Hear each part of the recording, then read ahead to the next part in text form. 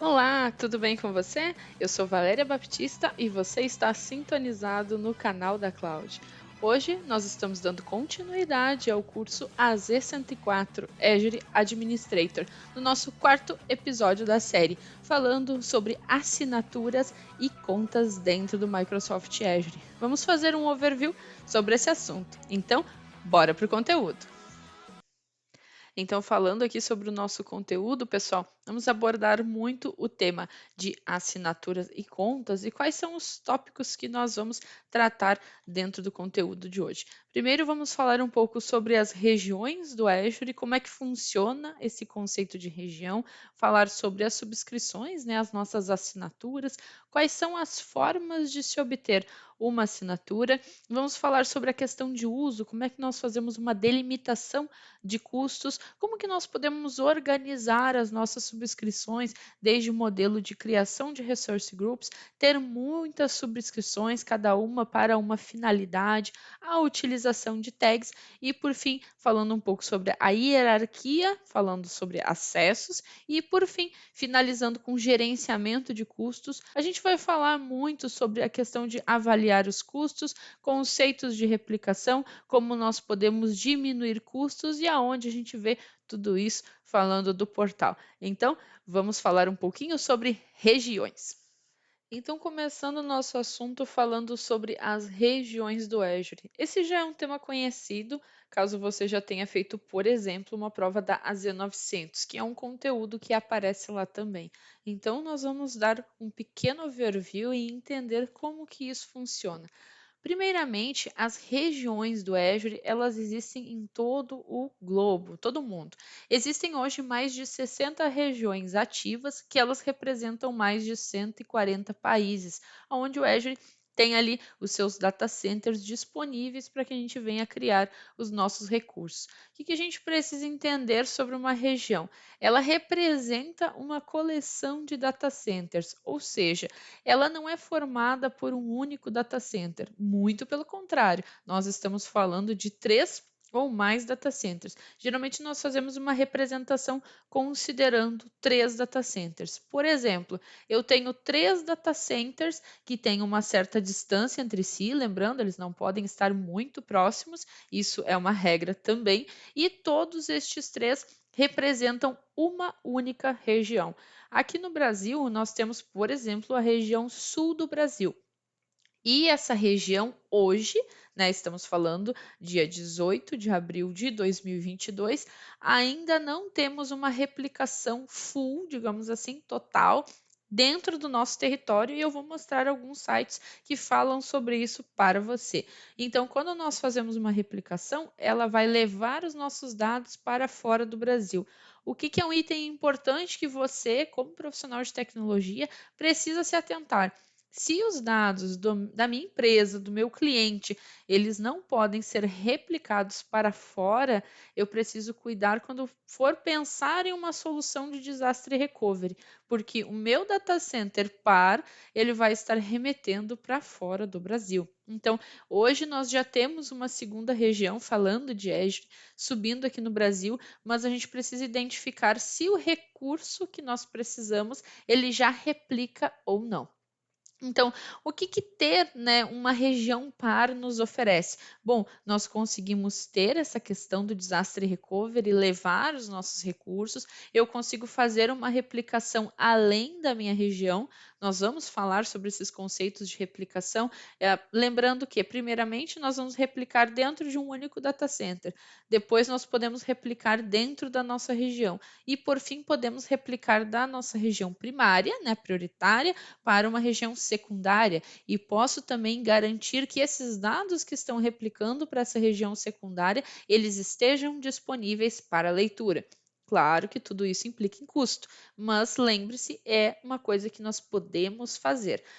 Outro item, nós preservarmos a residência dos nossos dados dentro do país é importante ou não? Eu posso considerar que eles podem ser replicados? A questão de ter uma região próxima, né, da onde nós estamos geograficamente é muito importante, salvo quando nós estamos trabalhando com aplicações web, onde eu espero acesso de outros países, ou trabalho em uma empresa que ela possui, né, uma filial ou matrizes fora do território nacional. O Brasil daqui a pouco não é a matriz, é a filial, então eu posso criar e devo criar os recursos o quanto mais próximo possível das pessoas que vão fazer o acesso, porque isso vai implicar em latência, facilidade de acesso, o tempo de acesso do meu usuário ou colaborador, ele vai diminuir com base na região geográfica. Outra coisa, serviços globais, eles são independentes de região, como por exemplo, o Active Directory, ele não está relacionado, né, à região A, B ou C. Porém, nós precisamos entender o seguinte: existem recursos que eles são disponibilizados primeiramente em uma faixa de regiões e depois eles vão sendo disponibilizados para outras. Então, sempre que você for criar algo, fazer um projeto, um levantamento para uma empresa que você está prestando consultoria ou até mesmo um projeto dentro da sua empresa, e você está utilizando um determinado nível de recurso, por exemplo, vamos subir máquinas virtuais com otimização de memória, com otimização de processador. Essa família de máquinas, este modelo de máquinas, é liberado em todas as regiões, sim ou não? Geralmente nas regiões dos Estados Unidos, até mesmo na região do Brasil, nós encontramos quase que uma totalidade ou a totalidade dos recursos, mas se você for subir em uma região não tão conhecida, é importante que você avalie se esse recurso já está disponível lá. Existem casos onde um determinado recurso não está disponível nas regiões. Isso a Microsoft tem procurado agilizar e a gente já não vê mais com tanta frequência, mas eu acho importante frisar para que você não avalie, mas esse recurso deveria estar aqui e não está. Eu estou fazendo alguma coisa errada? Não, é porque realmente ele não está disponível na região no momento. Outra coisa, as regiões do Azure, elas possuem uma comunicação de baixíssima latência, uma rede que a gente chama de rede de backbone da própria Microsoft. E nós vamos olhar um pouquinho sobre isso agora. Então, dando continuidade ao assunto, vamos olhar um pouco sobre a questão de emparelhamento e replicação, falando sobre serviços e regiões dentro do Azure. A própria Microsoft nos fornece esse link, onde ela comenta sobre a questão de emparelhamento e replicação. Isso é um item bastante importante em termos de dia a dia, vamos colocar assim. E nós temos aqui todas as regiões, né? Qual que seria a região par A, um par B. E quando a gente fala sobre isso, é interessante avaliar que aqui no Brasil aparecem duas regiões. Mas se você for hoje lá no portal tentar criar uma máquina, você só encontra uma região do Brasil. Por que isso? A questão dos serviços. Hoje, a região do Brasil ela ainda replica para fora do território nacional. E isso é um item que é comentado aqui. A região Brasil Sul é a única que está emparelhada com uma região fora de sua geografia, ou seja, a questão da replicação vai os dados para fora do país, né? E essa região secundária é a centro-sul dos Estados Unidos.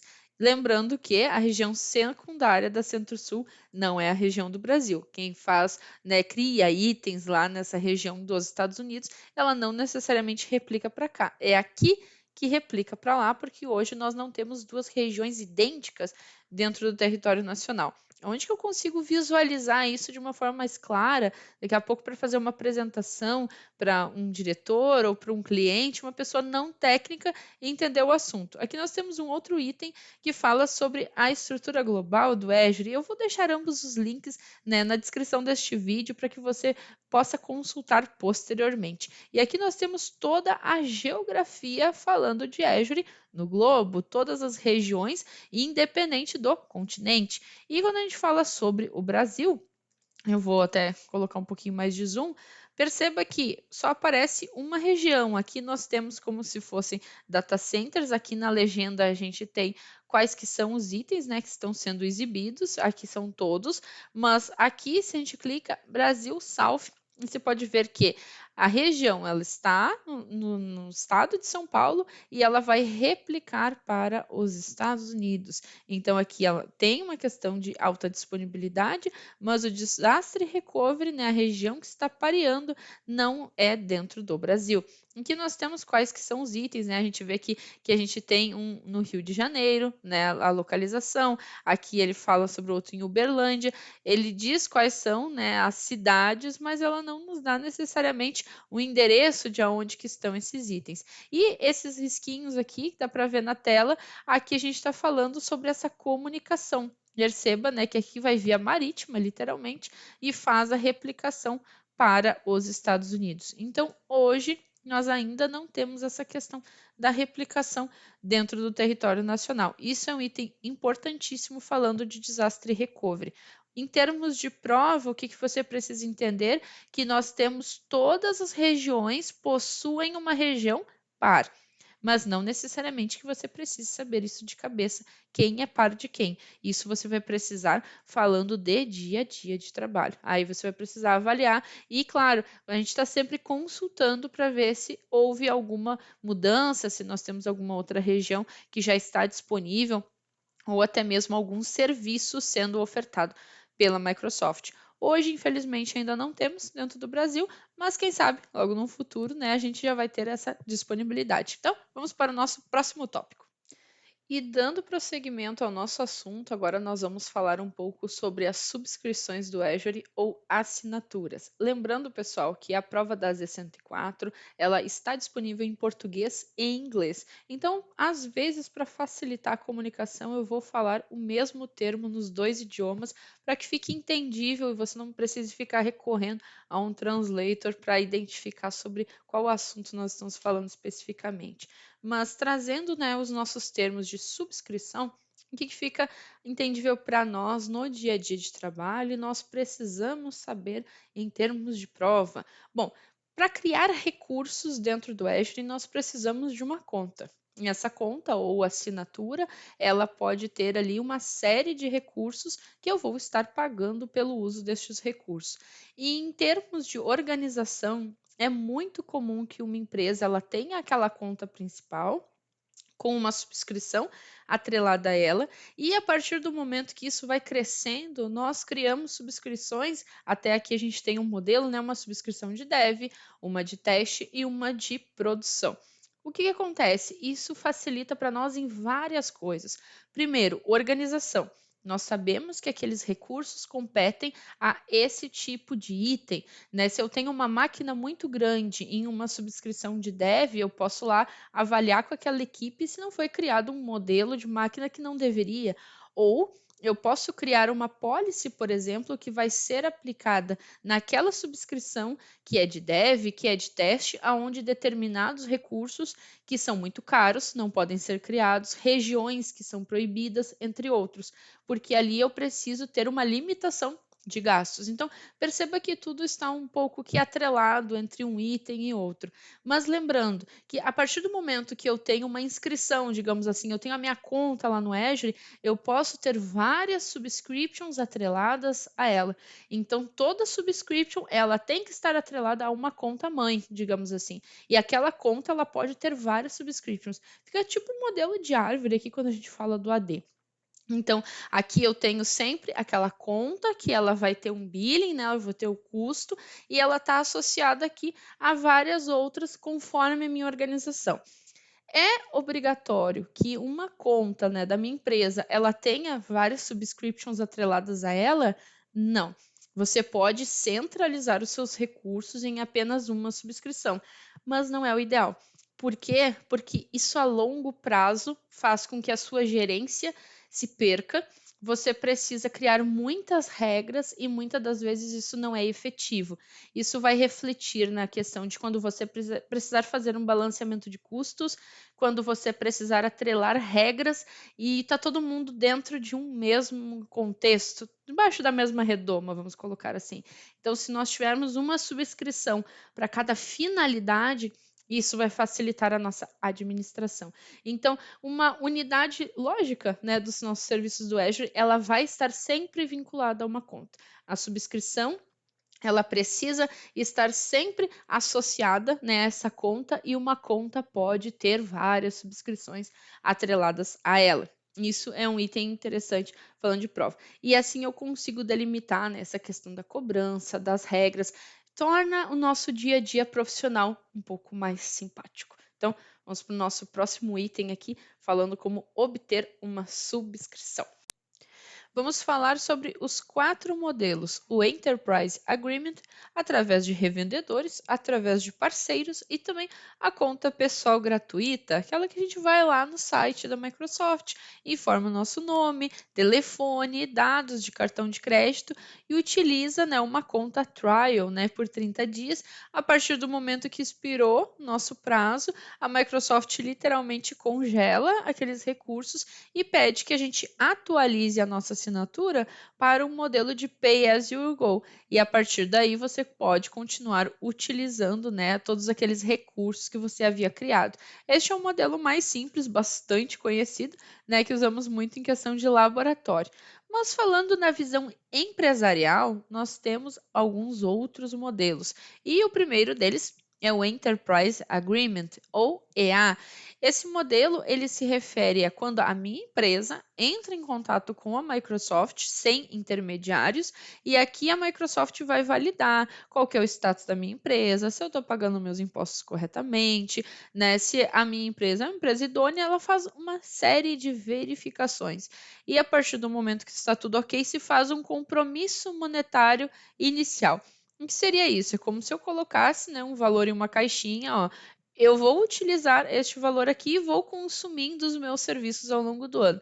A partir do momento que eu entendo que aquele valor não vai ser o suficiente, eu posso adicionar mais valor, né, na minha conta e continuar utilizando os recursos. Mas perceba que esse é um contrato que vai ser em nível empresa para empresa. Eu não tenho intermediários. Claro que dá mais trabalho para fazer, não é, né, empresa de todo porte que vai ter interesse em fazer esse modelo de contrato. Geralmente são grandes empresas. E as vantagens de um contrato Enterprise Agreement para a minha empresa vão ser desde descontos com relação a licenças, modelos de máquinas, entre outros serviços, que eu vou adquirir com a Microsoft. Bom, os revendedores são empresas autorizadas que vão fazer esse meio de campo, ou seja, eles entram em contato com a Microsoft, fazem o intermédio da minha empresa, avaliam uma melhor estratégia e, de uma forma simples, eles me ajudam a adquirir os serviços de nuvem. Então, eles são empresas autorizadas a fazer, né, esse contato e, de certa forma, me ajudar nessa jornada. E quando a gente fala também de parceiros, aqui nós temos empresas que ajudam outras empresas que estão indo para a nuvem ou já estão na nuvem para ajudar em questões de migração, incorporação de novas empresas ou serviços aonde eu não tenho colaboradores especializados. Então eu vendo meu serviço, eu sou autorizado pela Microsoft e vou ajudar a sua empresa no modelo de transformação digital, digamos assim. E agora falando, né, sobre como nós vamos utilizar a nossa subscrição. Então, o modelo mais comum é o modelo free, onde a gente vai incluir aqui, atualmente são 200 créditos, né? Isso pode mudar dependendo daquilo que a Microsoft estabelecer nos primeiros 30 dias e temos acesso limitado por 12 meses a alguns outros recursos. Temos também o modelo de Pay as you go, ou seja, pague conforme o uso, né? Onde a gente vai ter mudanças, né? Todo mês, não necessariamente a gente vai pagar a mesma coisa mês a mês. Você excluir recursos, diminui, aumenta recursos, vai ter um aumento no seu custo. O modelo de CSP, que é quando nós temos aquele parceiro que vai estar nos ajudando, isso é típico de pequenas e médias empresas. O modelo de Enterprise, onde nós vamos ter aquele contrato diretamente com a Microsoft, e além da nossa conta de estudante, aqui inclui $100 por 12 meses. Esses são os modelos atuais, lembrando que os valores, principalmente da subscrição free, né, lá dentro da Microsoft, isso pode mudar. Não necessariamente é esse valor hoje, dependendo de quando você estiver olhando esse vídeo. E a questão de criação de grupos de recursos, né, onde ele se encaixa, quais que são as vantagens e também necessidades.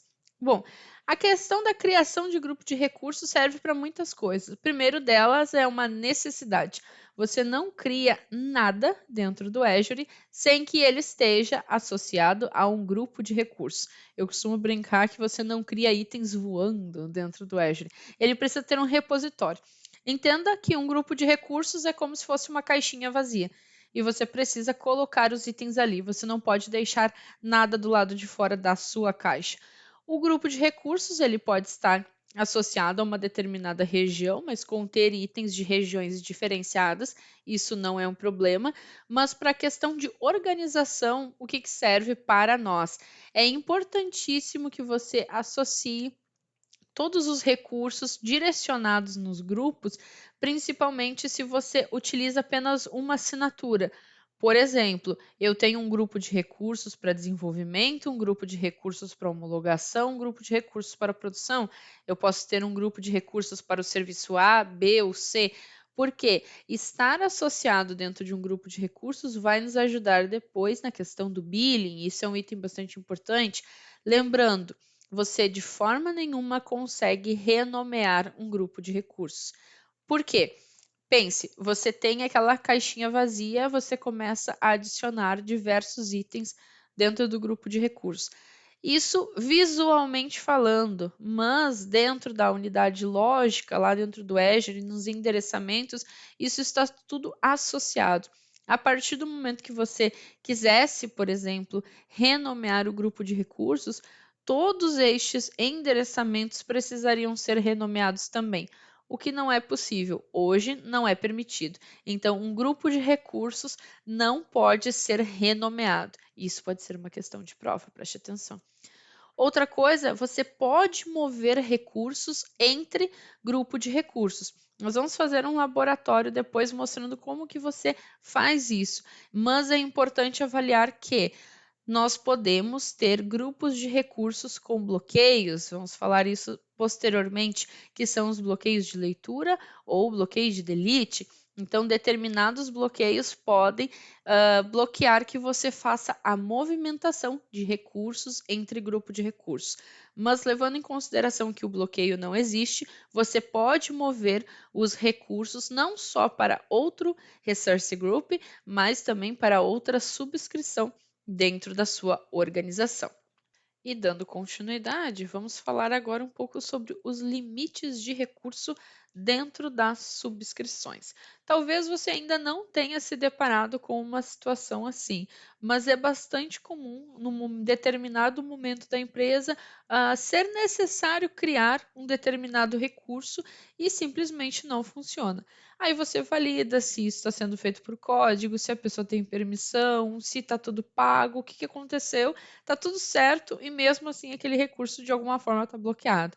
Então você precisa avaliar na sua empresa como está o limite de recursos. Isso está muito associado principalmente a máquinas virtuais, o modelo de CPU e a região onde nós estamos criando estes recursos. Bom, os recursos eles têm um limite padrão, né, também conhecido como cota. Então, isso vai ser útil também para rastrear se eu estou crescendo demais o meu ambiente, isso é realmente necessário, está sendo feito da maneira certa, ou sim, estamos crescendo, está tudo certo, mas chegamos literalmente ao nosso limite. Como que a gente vai conseguir administrar se eu tenho uma necessidade de criação de novos recursos e de alguma forma isso está bloqueado naquela região para aquele modelo de máquina que eu estou precisando criar e agora o que eu faço? Isso, pessoal, preste atenção, é um modelo de questão de prova. Microsoft gosta de perguntar se você, né, é o administrador da sua empresa, você precisa criar recursos e identifica que isso está bloqueado. Qual é o problema? Bom, o problema é que você chegou, né, literalmente extrapolou a cota e agora você precisa o quê? Abrir um chamado com a Microsoft. Procedimento padrão. Você não passa na frente da fila, mas é respondido com bastante agilidade, digamos assim. Então, isso é uma coisa útil para o dia a dia e, atenção, que é um item interessantinho para cair em uma prova. Beleza? Vamos para o nosso próximo tópico. Aqui a gente vai falar um pouco sobre um assunto bem interessante, que é a hierarquia de recursos dentro do Azure. Bom, eu havia comentado que nós temos inicialmente uma conta, né, onde ali nós vamos ter uma ou mais subscrições associadas a ela, que eu posso dividir por setor, eu posso dividir por linha de atendimento, ou seja, dev, um QA, um prod, ou senão eu posso ter o setor X, Y, Z, cada um com a sua subscrição. Ok, mas e agora como que nós vamos fazer o gerenciamento dos envolvidos? Bem, agora vamos direto ao ponto. Ou seja, o que que nós precisamos ter aqui? Inicialmente, quando nós temos a nossa conta, ela vai trazer para nós esse item aqui, um Root Management Group, ou seja, ele vai ser o nossa principal fonte de gerenciamento dentro da nossa subscrição. Perceba que nós podemos ter aqui um modelo de árvore, onde nós vamos ter esse gerenciamento um tanto quanto tagueado. Aqui nós vamos ter um escopo acima das assinaturas, ou seja, eu posso criar itens que vão ser atribuídos a essas assinaturas, direcionando políticas. Isso é muito útil em organizações onde eu preciso ter regras separadas por setores, separadas por matriz, por filial, por grupo de pessoas. Então, através dessa hierarquia, a gente consegue particionar quem vai ter acesso ao quê, quando vai ser recebida uma determinada regra, é para todos. Perceba que eu consigo particionar aqui em diversos modelos, onde eu vou ter um modelo aqui para quem é desenvolvimento, aqui para quem é produção, aqui para quem é da matriz, aqui para quem é da filial, conforme está estruturado na minha organização.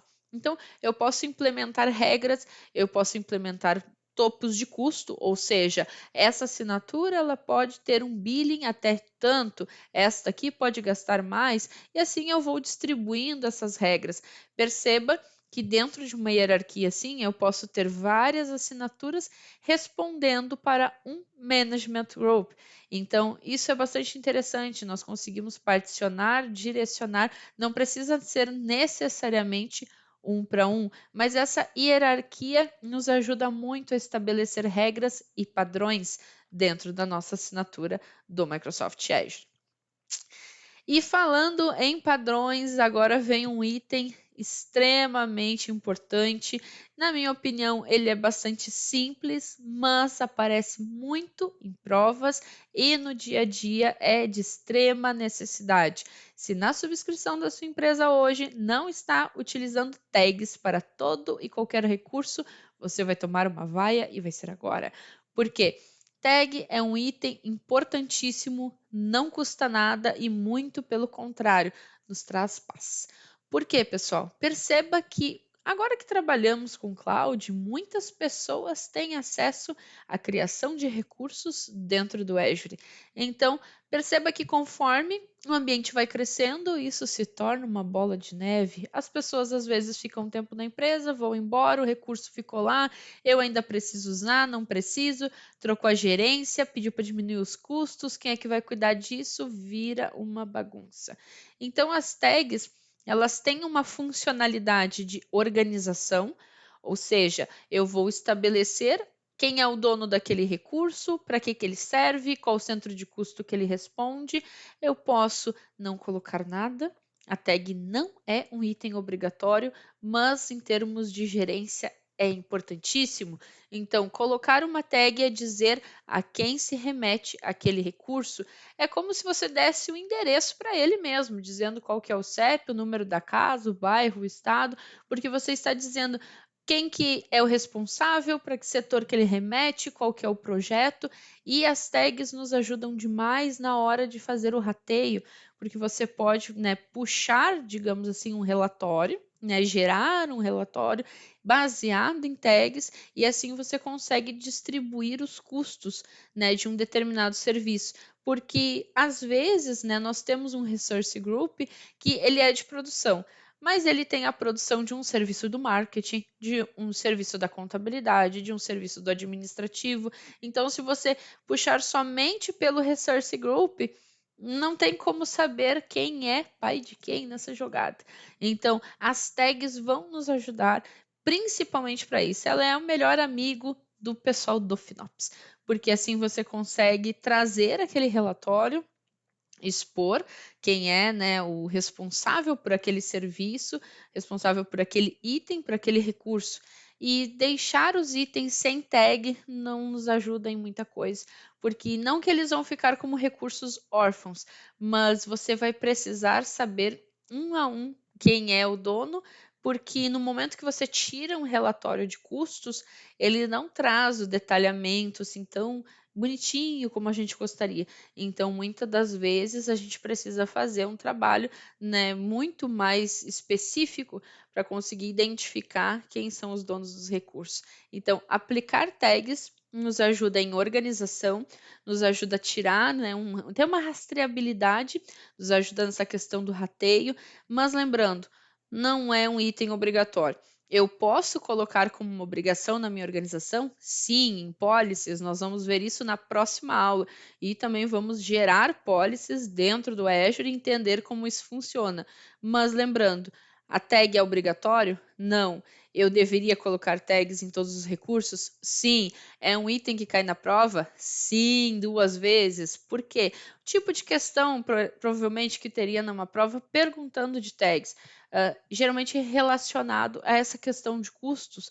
Você precisa identificar o custo de uma subscrição, qual seria uma tarefa que você poderia realizar para que você entendesse aqueles recursos remetem a qual projeto, a qual serviço, a qual setor, aplicando tags a todos os recursos.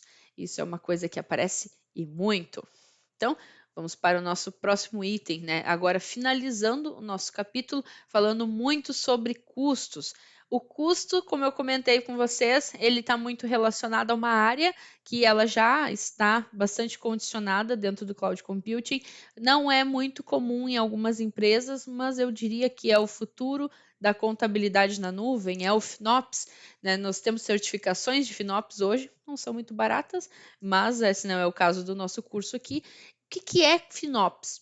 Quem são as pessoas que gerenciam isso? Bom, entenda que quando nós trabalhávamos no modelo on-premise, né, você fazia 3 orçamentos, identificava qual que era o mais barato, aprovava, chegavam os recursos, montava ali tudo no data center e ok, está pago, até que aquilo saísse, né, do modelo de uso, dali 3, 5, 10, 20 anos e aí por aí vai.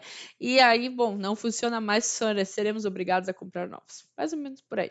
Quando a gente fala de nuvem, como eu falei, muitas pessoas com muitos acessos gastam muito. E às vezes a pessoa não faz isso por maldade. Ela cria recurso, ela acaba criando uma região mais cara, ela cria um recurso além da necessidade. Então, isso faz com que nós tenhamos, muitas das vezes, por exemplo, 2 máquinas. Elas são do mesmo modelo, estão na mesma região, mas uma é mais cara que a outra. Por quê? O que está equiparando nessa balança? O que é a diferença? Bom, isso pode ser um modelo de reserva, isso pode ser relacionado também à licença. Essa máquina pode não estar programada para desligar e ligar, e assim eu diminuo o meu custo. São uma série de fatores que podem influenciar. E o gerenciamento de custos vem para nos ajudar a trabalhar nesse contexto. Ou seja, dentro da nossa subscrição, nós podemos taxar, né, a questão do billing, ou seja, eu digo que a partir do momento que a minha subscrição chegar no valor X, eu quero ser avisado. E existe um modelo também onde eu posso dizer que se chegar na utilização do valor X para tudo, eu não acho muito interessante, mas dá para fazer também. Então, dependendo do modelo que eu estou utilizando, se é uma questão de teste e tudo mais, até que daria para fazer, mas produção eu não indico. Então, em termos práticos, eu consigo monitorar o meu custo, consigo criar orçamentos, revisar recomendações, isso é muito importante, e também exportar esses dados. Eu diria que este é um item muito amigo de quem trabalha com o FinOps. A gente consegue avaliar também pelo Advisor, que é um item que nós vamos ver mais na frente, onde ele traz para nós algumas recomendações também relacionadas especificamente a custo, mas aqui nós estamos falando da parte de gerenciamento, onde eu vou dizer quais que são os meus limites, o que eu espero gastar, e a partir daí eu não espero virar todo o meu mês para ter um ataque cardíaco lá no outro quando chegar a fatura. Então, estar observando quanto estou gastando em termos de computação em nuvem é muito importante. Lembrando, existem muitas empresas que foram despreparadas para a nuvem e acabaram voltando porque a conta bateu lá no teto. Então, você, como profissional de tecnologia, precisa entender sobre esse conceito, precisa avaliar melhores práticas e também qual que é a expectativa e necessidade real do seu cliente, da sua empresa. Todo serviço precisa ser criado em cima de uma infraestrutura como serviço, um IaaS? Não. Eu preciso avaliar que ter uma máquina virtual é caro, eu preciso de recurso de computação, de disco, de memória, e muitas das vezes eu preciso, né, por algum requisito, subir o recurso em cima de infraestrutura. Ok.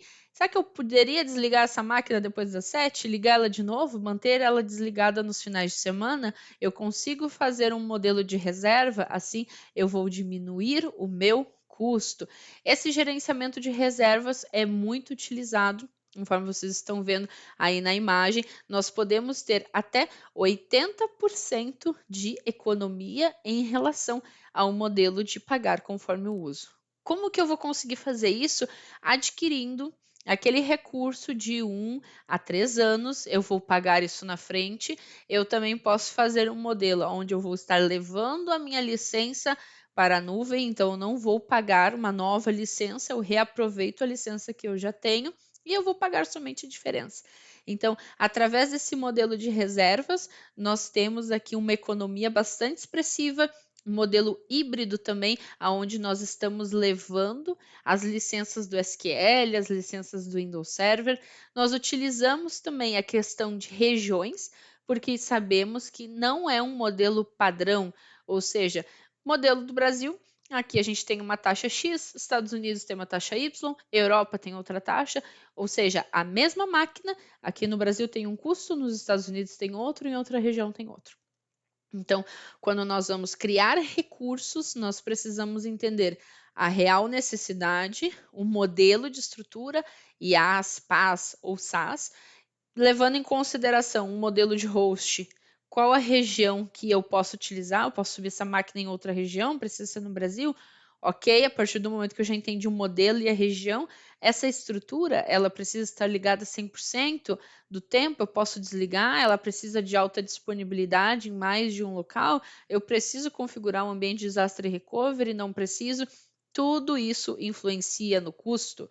Então, por isso que a gente precisa entender qual que é a real expectativa do cliente, quanto que nós temos de previsibilidade, por isso que a calculadora do Azure também é muito utilizada para avaliar uma previsibilidade, lembrando que ela não dá o valor exato, né? Ela vai dar um valor estimado para um determinado recurso, mas é a melhor amiga quando a gente precisa, né, fazer um lançamento e passar alguma coisa para os nossos clientes. Então, seja bastante responsável quando for fazer uma migração, sempre avalie esses modelos, né, levando em consideração infraestrutura, software como serviço, plataforma como serviço, quanto tempo esse recurso precisa ficar ligado, em que região nós vamos criar esse recurso e também dizendo, né, que esses recursos que nós temos no momento, eles podem ser mais eficientes, levando em consideração o modelo de reservas e também o benefício híbrido. Então, vamos para o portal ver um pouco mais de como funciona essa questão de custos, como que nós podemos ter uma melhor previsibilidade de custos falando da calculadora e entender como explorar isso de forma a economizar dentro da nossa subscrição e, claro, trazer uma oferta mais eficiente para os nossos clientes, né? Falando modelo de consultoria. Vamos lá. Então, agora, com o portal, vamos avaliar alguns dos itens que eu estava passando ali durante a aula.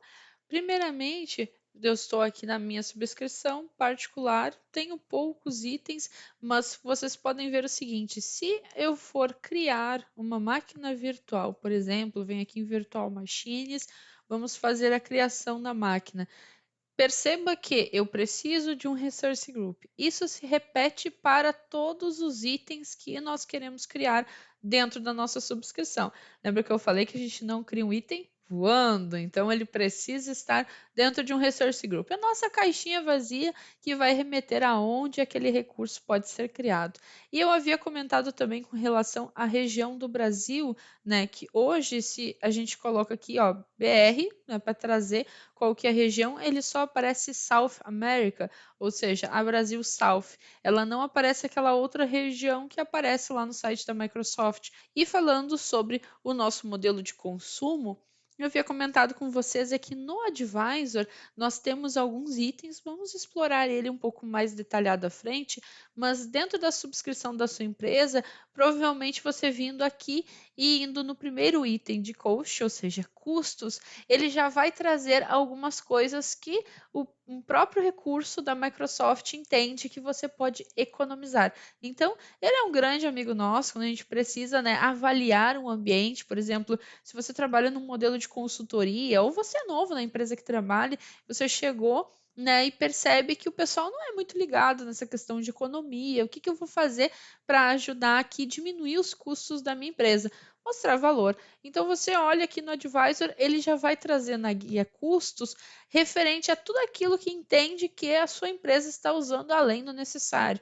Ou seja, você tem máquinas que estão subutilizadas, você tem recursos que está utilizando há muito tempo com o modelo Pay as you go, sendo que você poderia utilizar o modelo de reservas, entre outros. Aqui, não, lembre-se que recomendações, você não é obrigado a fazer, mas está ali, é interessante seguir. Toda aquela recomendação eu deveria fazer dentro da visão da Microsoft em questão de economia, sim, mas a gente entende também que existem casos onde uma aplicação ela depende de determinados recursos, ainda que seja subutilizado, eu preciso deixar a máquina ligada, há casos e casos, mas eu diria que é um ótimo ponto de partida. Aquela questão da cota, a gente pode vir aqui, por exemplo, na pesquisa em cotas. A minha subscrição é uma subscrição de MCT. A sua pode ser tanto da empresa, né? Você está avaliando, ou também uma subscrição daquela trial, né? De 30 dias. Pode ser subscrição de estudante, entre outros. Se eu vir aqui em minhas cotas ou my quotes, perceba que ele vai fazer toda uma avaliação de recursos. Demora um pouquinho para ele fazer essa leitura, super normal. Mas um item aqui que eu queria mostrar para vocês é o seguinte: olha o botãozinho aqui para solicitar o incremento. Ou seja, aqui eu posso solicitar que eu preciso aumentar a cota de um determinado recurso que eu estou utilizando, né? E chegou literalmente no limite. Então aqui ele traz para nós modelo de máquina, família, qual que é a localização, qual que é o limite que eu tenho relacionado a esse tipo de recurso dentro daquela região. O que ele vai trazer, perceba que é bastante coisa e ele ainda está fazendo a leitura, está aumentando bastante essa lista. Então, nós temos aqui limites relacionados a todas as regiões e tipos de serviço. Então, fica bastante interessante assim, a gente avaliar o que está sendo mais utilizado dentro da nossa subscrição. E claro, se você identificar, não estamos conseguindo criar mais máquinas dessa família em tal região. Antes de entrar em pânico, achar que a região caiu, literalmente, avalie se a cota da sua empresa não foi ultrapassada. Então, é um bom ponto de partida para fazer uma avaliação. E também aqui a gente pode avaliar a questão de custo e billing, né? Aqui a gente vem pela guia da esquerda, eu posso também vir pela busca, não faz diferença nenhuma. O importante é que aqui a gente vai avaliar todas as subscrições que nós temos, tá? Ele vai trazer aqui, ele vai listar todas, em que eu tenho uma subscrição que já está desativada, que era aquela dos 30 dias que eu não uso mais, e como eu estou sem nada de recurso, é que ele não tem muitas coisas para me dizer, mas provavelmente se você olhar a subscrição da sua empresa, vai trazer muito mais informações. E aqui ele vai dizer qual que foi o último custo, vai trazer aqueles insights, semelhante estava lá no índice no nosso PowerPoint. Aqui você faz um billing das subscrições que você tem, você consegue avaliar os métodos de pagamento, os escopos e também fazer aquela relação de cost management, ou seja, o gerenciamento do seu custo. Aqui é bastante interessante porque, olha só, ele traz aqui modelos para nós onde eu posso configurar tanto os meus limites, os meus alertas, né, que eu vou atribuir para os meus recursos. Aqui ele tem no Cost Management esse gerenciamento e também as recomendações do advisor. Perceba que, falando nesse universo de custos, nosso ponto de partida, todos os itens precisam ser tagueados. Começamos por aí. Preciso avaliar a necessidade da minha empresa e identificar se o ideal não seria eu ter mais de uma subscrição, porque assim eu consigo delimitar, né? Por exemplo, desenvolvimento, um QA, produção, ou senão matriz, filial, conforme a organização que se encaixar na minha empresa. A partir do momento que eu fiz isso, eu vou conseguir atribuir políticas, ou seja, dizer quem pode criar o quê, aonde. Isso é ótimo em questão de organização. E também estipular um billing atrelado àquela subscrição. Ou seja, essa subscrição ela precisa chegar no valor X, se ultrapassar esse valor eu preciso ser avisado. Eu preciso ligar esse sinal de alerta antes de virar o mês e chegar essa conta e alguém ter um infarto, né? Outra coisa, todo tipo de recurso precisa ser avaliado se precisa ser IaaS, precisa ser PaaS, precisa ser SaaS. A partir do momento que eu identifiquei o meu tipo de recurso, eu preciso avaliar qual que é o melhor método de compra. E aí nós vamos falar também sobre a nossa calculadora do Azure. Deixa eu trazer aqui para a tela para a gente avaliar o seguinte. Falando de calculadora, lembra que eu comentei com vocês? Todos os itens estão avaliados conforme a sua região, ou seja, eu crio uma máquina virtual. Se eu criar essa mesma máquina no Brasil e comparar com a máquina idêntica em uma região dos Estados Unidos, é bem provável que lá vai ser mais barato, porque aqui nós temos mais impostos. Então, quando nós vamos criar um host, até vou colocar como sendo aqui no Brasil, tá? Eu vou colocar Brasil South. Vou deixar ele como Windows, tá? Somente sistema operacional e dentro da camada padrão. Ok. Aqui eu vou dizer que essa máquina vai ficar ligada o tempo todo e vou deixar aqui, ó, pagar conforme o uso e a licença incluída. Perceba que ele colocou aqui para nós 870 mês. Eu já coloquei o billing aqui como em reais, tá? Então aqui se eu trocar para 3 anos de reserva e trazer o benefício híbrido, ela já foi para 208,54. Então, se eu trocar essa máquina de Brasil South e colocar ela para um East US, vamos ver para quanto que ela fica? 127. Então, eu diminui mais um pouco do valor da mesma máquina, trocando o quê? Somente a região. Então, perceba que pagar conforme o uso é um valor, pagar esse desconto de 1 ano torna-se outro valor, 3 anos outro valor, e utilizar uma licença incluída ou um benefício híbrido também altera para nós o custo. Então, tudo isso precisa ser levado em consideração. O modelo do host, para que eu crie um modelo mais fidedigno à real necessidade daquela máquina, para que eu não tenha que voltar e trocar a família daquele host, não ter um retrabalho, digamos assim. Aquela região é mais em conta? Eu preciso fazer realmente no Brasil? Eu posso fazer fora? Esse tipo de serviço tem algum problema com legislação? Sim ou não? Se eu sei que esse projeto ele vai virar uma produção ou ele já é produção e eu vou utilizar isso por bastante tempo, utilize sempre um modelo de reserva.